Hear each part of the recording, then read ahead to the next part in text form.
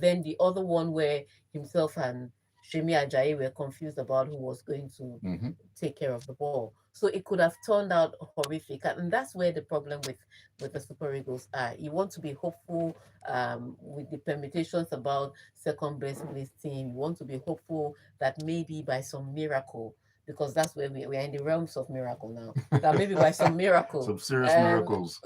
South Africa would lose their match to Rwanda, but the question is, even if they lose, will the Super Eagles win convincingly? Because Lesotho was the match to have buffered our Our goal points, difference. Yeah. and they didn't do that. So really, a lot of people were celebrating and saying it's not over till it's over. But when I saw the 2-1 score, I was like, what's the point if you can't beat Lesotho convincingly? I always say my famous quote for this year: there are minnows in football, and serious teams beat them when they meet them. The I, qualifiers in Europe I prove will that. say it even in Even in Africa. Africa, I mean, look at Ivory Coast I and will Co. say it every day of the week and twice on Sunday.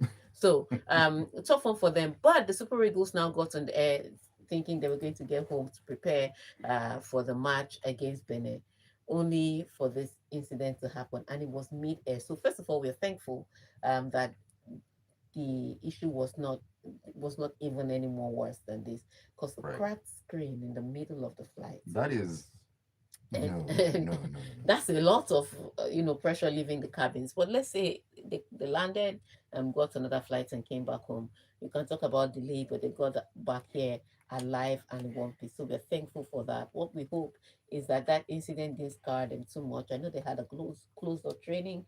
um so for now, I know that their brands are sponsoring the Super Eagles. Please, now is not the time to take advantage of your sponsorship. We don't want people to be running any campaigns in this match. This is not the match. Let's All focus on right? the football. Let's focus on the football. All right. So they have serious business and they have to beat Benin. They do not just have to win against Benin.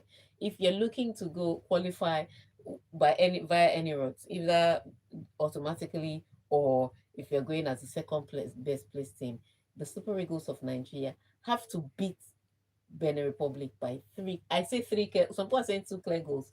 I say three clear Three is goals. safe or is Three is safer. yes. Three is safe. Two is bare minimum. But they have to win by three clear goals. And I don't see the team beating Genoro. Now Genoro is complaining that two of his key players are missing through injury, one through suspension.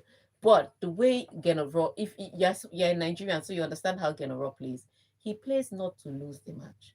That's his first point of call is that you will not be able to break my team down. Then when they have an advantage, they can break the opposition. So the problem with Super Eagles now is the finding it hard to break Benin Republic down. I don't think they can. And the biggest problem I think is there's no fulcrum in that midfield. Mm. When you look at the Super Eagles build up to play, sometimes it's Calvin Bassey trying to imbibe his inner Xavi Hernandez to make long crosses. Or is Alex Iwobi coming from one side of the wing? He's not even directly behind the front line. So that fulcrum in the midfield, in primary example, let me give you an example. So when you're playing in, let's use club football because it's easier. You're playing in Chelsea, you have Enzo Fernandez. Mm. That's the fulcrum in the midfield. When you're playing with Arsenal, it's either Odegaard, and well, he's injured now, or you can look at Zubimendi. He plays deeper, but that's the guy. You need that midfield fulcrum. If you're playing in Manchester United, even Manchester United with their problems, they have Bruno Fernandez. So you need It's that non person. negotiable. It's not negotiable, but Nigeria doesn't have that. And so sometimes you're looking at a Demola Lookman trying to create chances instead of waiting in and around the 18-yard box to collect passes. So you're looking at Wilfred Ndidi trying to do some box to box midfield play to pass the ball. You're looking at Moses Simon from the wings trying to create something. That midfield fulcrum is not there. And for me, that's the biggest issue with Nigerian creating chances and scoring goals. So E- 3 goals unreplied. Even when the chances are created, I mean, you just wonder what But exactly is going the on up top. chances are half chances because of how they are created. That's the problem. Okay, the few balls that were locked into the 18-yard box, the one that Tolu I thought should have headed back to where he received the ball from, but instead he tried to go near post for the goalkeeper. Even that is once in a while. because of how the chances are created. You can't create chances if they're not clear-cut chances that we are creating. With all these things that we're talking about, they are not. We don't create clear-cut chances. And looking at the team we're playing next, again, a raw team that knows Ah, exactly what no. the Nigerian team is going to do. Exactly. Look, like I said, he's going to set up first of all to not be beaten. He knows how to do that And he very knows well. how to do that very well, knowing as a Nigerian. So he knows how to do that very well. And then he understands the Super Eagles of Nigeria because he's coached them. Double advantage for Benin Republic. Mm. Tuesday is not far. It's tomorrow. It's tomorrow. We shall see how it all plays out. Good luck to the Super Eagles out there against Benin Republic. All right, let us talk matters concerning tennis, where world number 204, Yes. Valentin Vasharu upset his cousin at the ring. No, no, no, no, no. No, no, no. This I have to talk about this now. Now, he's his cousin. That's why I'm laughing. Oh yeah, they grew up together, they played together, all of that. Now, neither one of these guys were the guys that people thought would get to the final. So Vachero from Monaco. Mm. I used to. I've learned a new one now. So Monaco, Monaco is an independent, a sovereign state on The its own. principality. Yeah. And his cousin Rindeknesh is from France. So they're kind of side by side. Anyway, neither one of them were supposed to be here. Mm-hmm. Neither one of them had a fantastic year. If you're talking top players to win the Masters, you start counting from the first ranked player, who is Carlos Alcaraz, who did not come for this tournament, to the 10th ranked player. There was no way you could have dreamt that Rindeknesh or even his cousin Valentin Vachero would come here. Now, just a week before the Shanghai Masters, Vashiro had sent a friend a text message that, let me see if I can go to Shanghai for qualifying. Sometimes you may have a fantastic run and it will get you points. That's what he said. So he went to Shanghai Masters, succeeded in qualifying as an alternate. It wasn't even direct, as an alternate. So alternate, somebody had to injure for you to come in. Back door. So he came in through the back door of the back door. And then he got all the way to the final, beating Novak Djokovic, 24-time Grand Slam champion, and the favorite to win this tournament, especially after Carlos Alcaraz didn't show up because he took a break, and then Yannick Sinner got injured with cramps. So this was supposed to be this was not even supposed to happen in the wildest imagination. But somehow, Rindeknesh, who has shown some brilliance during the season, he has had some top scalps earlier in the season. So he wasn't as much surprising as Vashiro, who came from nowhere. 204, the lowest ranked ever player to win a 1000 Masters. He gets to the final, and as usual, he lost the first set to his cousin, and then he came back in 3 sets to win against his cousin. Now, this is the 6th time he's played a 3-setter in this week. So the 9 matches he played for this Shanghai Masters, 6 of them went to 3-setters. So he was very ready to go all the way, and he won that. So congratulations to him. Big deal there. Now, moving to the women's side, though, the women's side was packed. I like women's tennis sometimes because it's wild, wild west. But at the end of the day, the cream rises to the top. So this was one of the best finals for the women, in the sense that it was the top ranked players that made it through to the final 8 and then the final 4. And then it came down to the final 2, which was Coco Gauff playing against her former doubles partner, Jessica Pegula. Now, this one I expected Jessica Pegula to lose again. No, because in the last 8 matches, she had played 7 of them to 3-setters. There was no easy match for Jessica Pegula. At some point in time, the field was going to run out. And you cannot, let me tell you, on the WTA tour, there is nobody, I say it anyway, that can outrun Coco Gauff. You can't outrun her, you can't out-hit her, you have to outsmart her. So when it came down to it, because once you're tired, the mental or the IQ is the intelligence is a little foggy. And so it was always going to come down to athletic ability. Every day of the week, and twice on Sunday, which is when this final was played, Coco Gauff is beating Jessica Pegula on athleticism alone. And it was not just athleticism, there was some brilliance from both players, but it came down to the fact that there was not enough fuel in the tank for Pegula to compete. She was a great fighter, especially when she stepped up against Sabalenka in the semi-final. Right. Unfortunately, Coco Gauff was just a journey too far. So congratulations to both winners in China. Yes, indeed. Congratulations to them. It's been quite the season for tennis. Let's take a breather. When we come back in, we'll be talking about our brothers out there, Ghana, who have made their way to the World Cup come 2026. We'll talk about that and so much more on the other side. Keep it tuned. This is the Locker Room on Smooth 98.1. Can we use this opportunity? Did you stop it? I don't know why. I don't know why. And what's happening? To...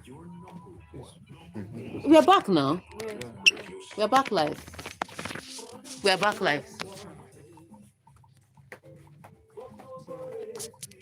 But this is not us now. Even if you didn't even put us on. It was before. I think it was when they went out and came back. I will arrest you.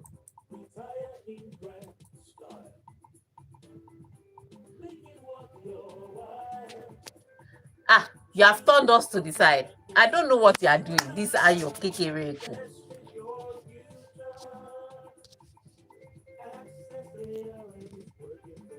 Now you have everybody's going to be watching us like this. See, yeah, like this. Okay. I have to leave it like this. Let's see. I have to manage it like this. Ah. You will not enter the camera. Let me just stay in my place. Ayo is the one that pressed for this. Ayo that pressed for. That's completely false. Ayo pressed for. This thing was working in the previous something. You now came and touched it. I'm not the one that's always doing it. Toshi, no. How did I press Who did it for Lagos? Who did it for Freshly Press? It was here with Freshly Press. We did it. Rather. Don't blame me. Blame Super Eagles. Yes, you blame them for me. We are back. Oh. Okay, yes, it's okay. We are back. We're back. Yeah. Oh, yeah. Let's start our show. We're doing something. Warm up your food. The door remains small. You can also buy your nonsense. You better go to you and join them. No stress, just 2 minutes. So I said me, I should pay my hard-earned money. Even if somebody says I'll pay for you to go, I say I'm not going. Because even the stress of going to the airport and coming back and you now lose. No, they won't lose, but at this point who says they cannot lose? I did not say that. Ayo is not patriotic, will collect his green passport. Forget patriotic. After all that they've shown so far. I'm not holding my breath. Yeah, let's go. Welcome back into the locker room. It is Smooth 98.1. Love music, love life. It's 34 minutes past 8 a.m. Ayokomi Kekiriekun here. Tega also here in the studio. We are having so much fun talking about what's been going on in the world of sports. Please join us. Share your own 2 kobo cents. WhatsApp, YouTube. WhatsApp number is 0911 999 0981 0911 999 YouTube, you can find us at Smooth 981 FM Lagos. Smooth 981 FM Lagos, even though you can see half of me.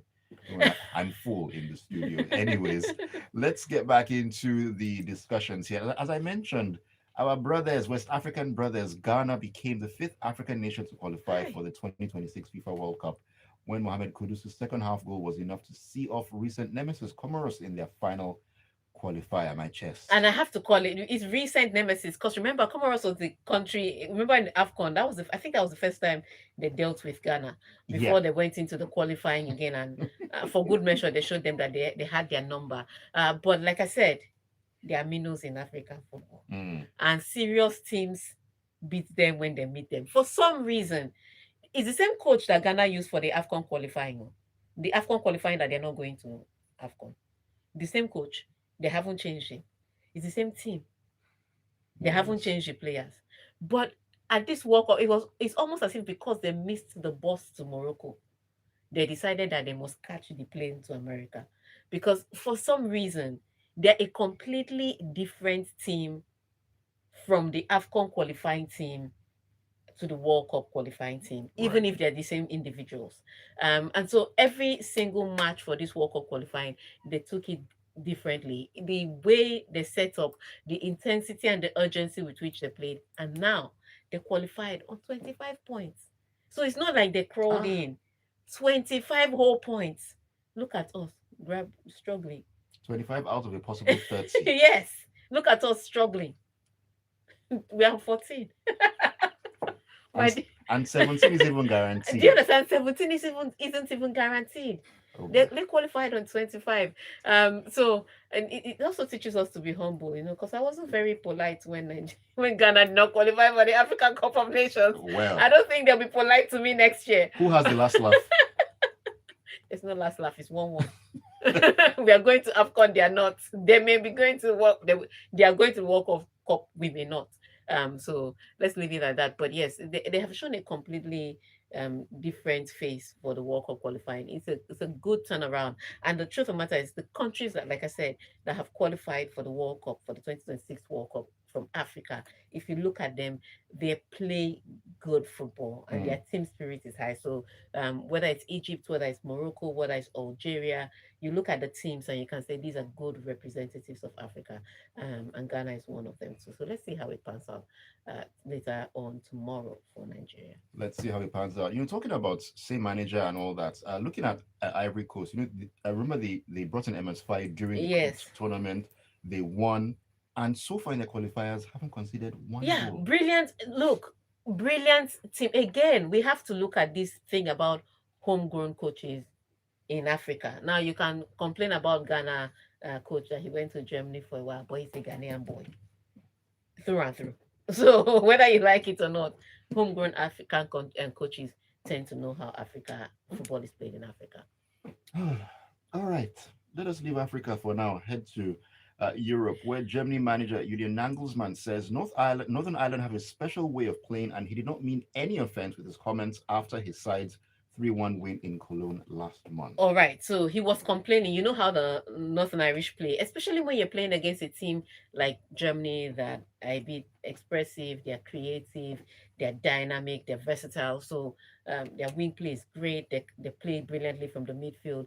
When you play against a team like that can dominate possession, you're not going to be trying to match them play for play in the midfield. Disrupt everything. Just sit deep and throw your long balls. It's the one you know how to do that you do. So Mm. Northern Ireland set up that way against their opponent Germany. Now the result was 3-1 at the end of the day, but it was a tough match. And most times you get carried away by looking at results and not looking at the performance. But on the day, it was a tough match for Germany to try and break them down because the Northern Irish players just simply refused to come out. So there was no space for the German team, to play their football the Mm. way they would have liked it. They ended up winning it by 3 games to 1 or 3 goals to 1, and he came out to complain that they set up to play anti-football for against them. Now he said in his defense, he was like, "Oh, they did it brilliantly," but still, it was not a complimentary statement, whether he likes it or not. And now because he's going to North Ireland, where the fans will be on his case, Oh, and he knows that the German team, yes, they have some great individuals playing for them, but they're still in a rebuild yeah, mode. yeah. Yeah, they're not right the same German machine that we knew them to be. So they're still in a rebuild mode. So he knows that his team is not 100% guaranteed to go there and perform to their optimum best. And so he's trying to, soften That stadium, soften the entry. that stadium is going to be hot. Yeah, it's going to, because whatever you want to say now, they already feel disrespected from by what you said last month, Right. and it's the entire country. And the Irish, they're loud, especially when it comes to football. Very expressive. So it's going to be a tough and hostile atmosphere. He should just forget about shaking hands and focus on tactics, because there's nothing he can say that will make it better for him.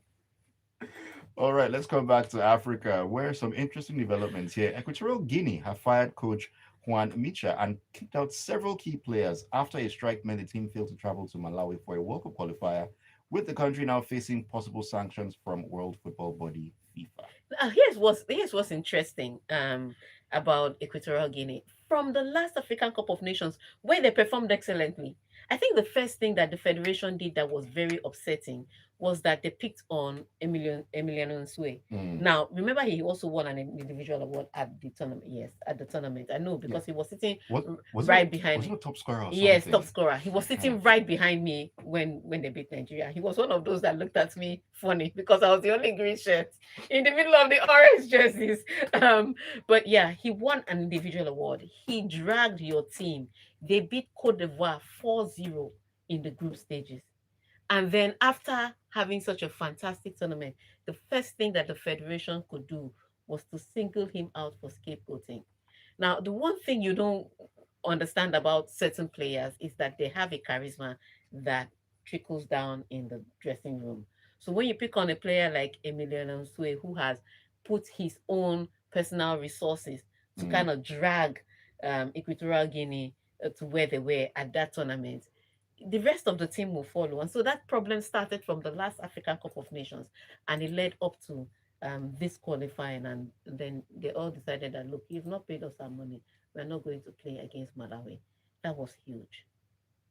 That was huge because the sanctions for a walkover is not just that you walked over, it can be more dire depending on how FIFA reads the situation in the country. Okay. And so what the federation is now saying is that they're going to punish everybody. It's like they're trying to make a statement without making a statement because you suspend the coach, you suspend several key players, you still have one match to play, which they have traveled for, which means that you're not likely going to win it and you're still going to pay the consequences. And after that, other players will be looking and saying, if you can treat those players that did performed well at the AFCON like that, how would you treat me? So Exactly. ultimately, there's a lot of backlash coming to the federation. I think bottom line, this wasn't supposed to be a sack.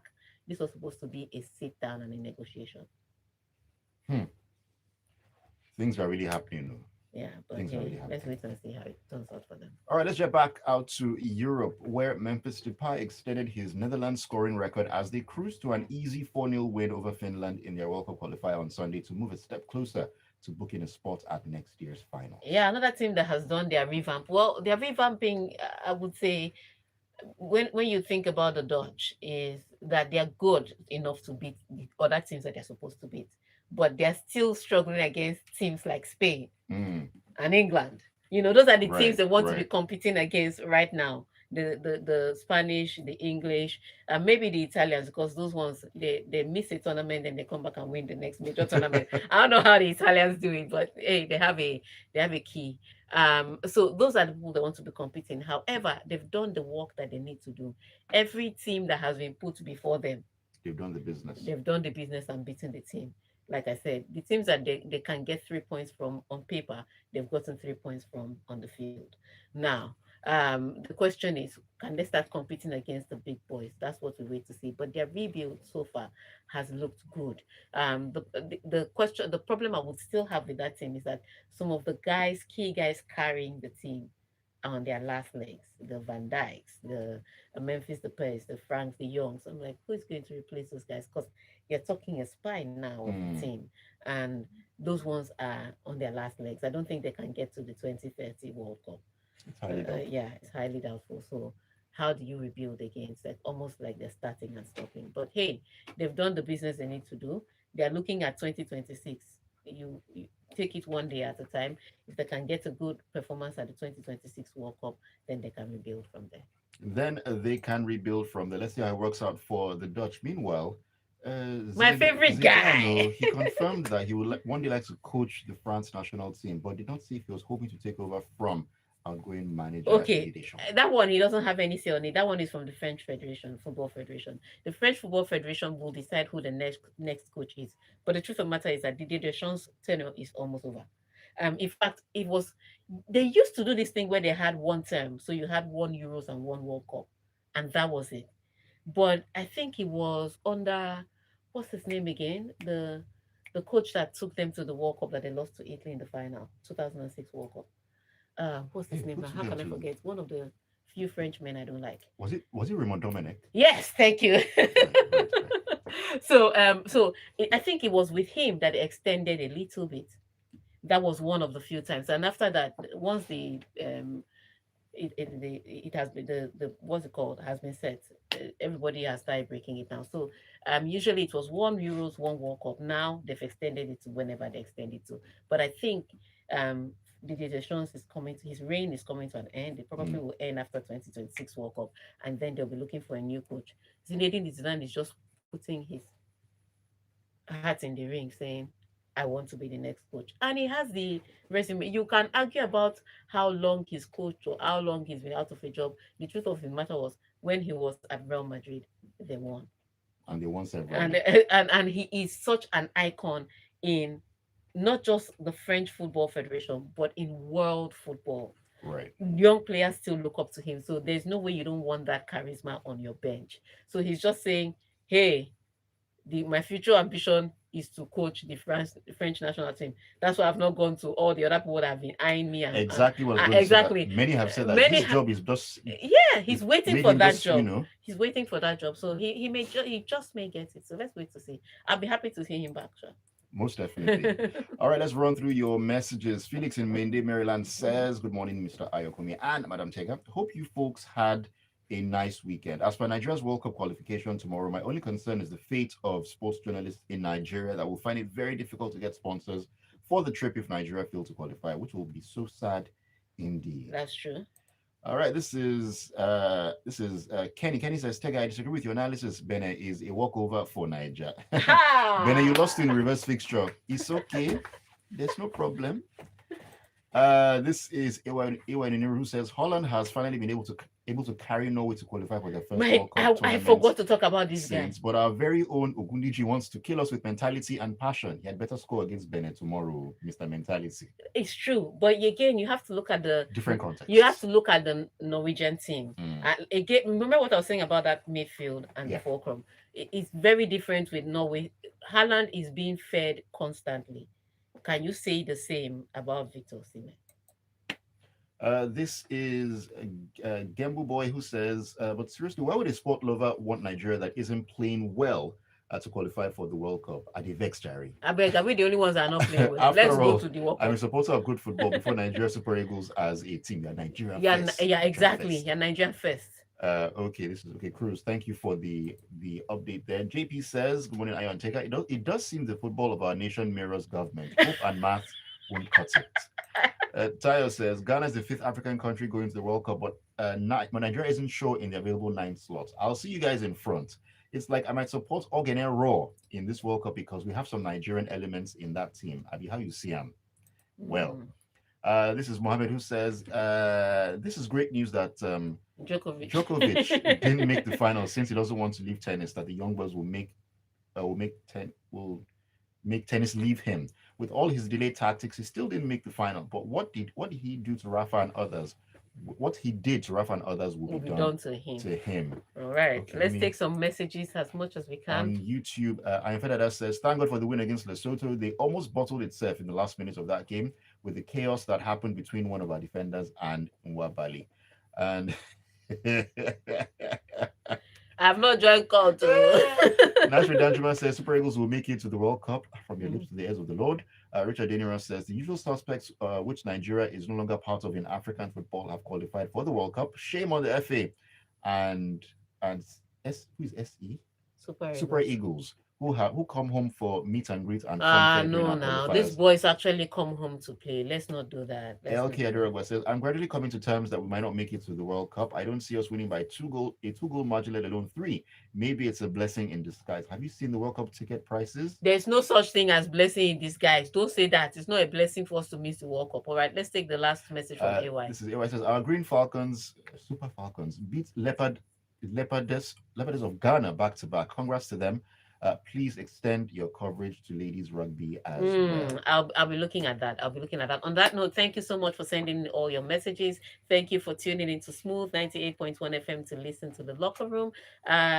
The Super Eagles are playing tomorrow. Please, as much as possible, go out in your green and support the Super Eagles of Nigeria. You can post on social media your support for the Super Eagles of Nigeria. Let's back ourselves and go to the World Cup. All right. There's no blessing in us losing out on Mhm, going to the World mhm, Cup. mhm. On that note, this is a new week. Yes, So indeed. go out there, conquer, and have a fantastic week. Thank you so much, Sega. Have a fantastic start to your week. Wednesday, we go again. Thank you all so much for all the messages and keeping it tuned to the Locker Room on Smooth 98.1. 9 o'clock, Lagos, we'll get talking. A great conversation to be had on Lagos Talks. Scare, robo, scare. Oh, yeah, you Fancy. can turn it. Robo, scare, robo. Eh?